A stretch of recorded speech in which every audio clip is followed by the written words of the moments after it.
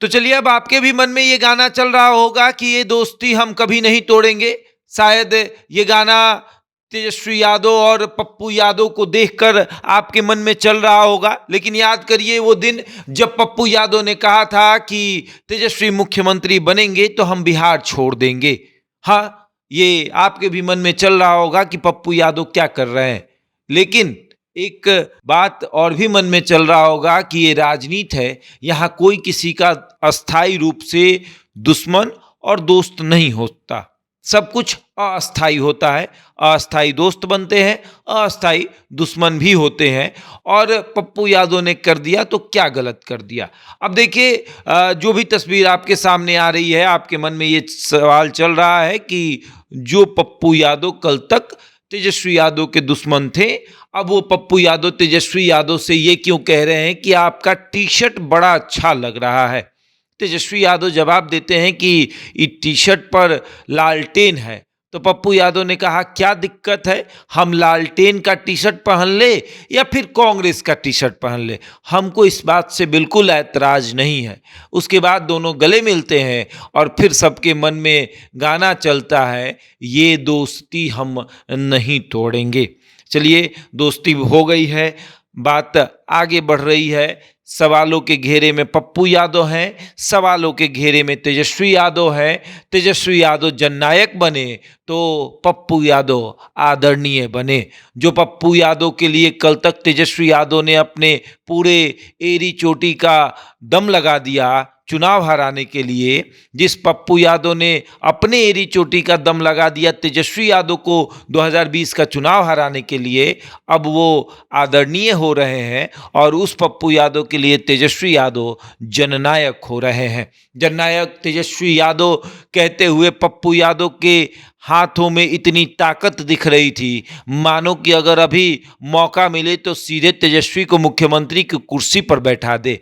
पप्पू यादव की कल की वो तस्वीर ये बता रही थी कि पप्पू यादव जितने खुश नजर आ रहे थे इस बात को लेकर कि कांग्रेस को लगातार आई लव यू कहने पर कांग्रेस ने रिप्लाई में आई लव यू कह दिया है, लेकिन ये भी कहा है कि ये I love you as a friend है।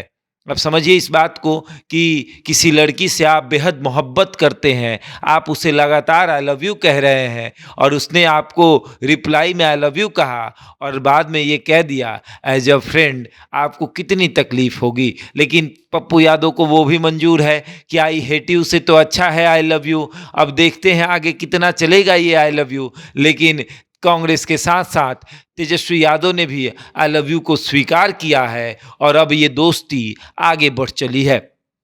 तमाम तस्वीरें नज़र आई, सब कुछ क्लियर नज़र आ रहा था कि किस तरीके से पप्पू यादव को पहले इग्नोर किया गया और उसके बाद अंततः जब पप्पू यादव को रथ पर सवार किया गया तो पप्पू यादव ने पूरी तरीके से समा बांध लिया। समा इस तरीके से बांधा कि तेजस्वी यादव जननायक हो गए। जो तेजस्वी यादव कल तक बिहार को बर्बाद करने वाले थे, जो तेजस्वी यादव कल तक लालू प्रसाद यादव के नाम से जाने जाते थे, जो तेजस्वी यादव कल तक अपने पिता के बदौलत राजनीति कर रहे थे, वो तेजस्वी यादव जननायक बने।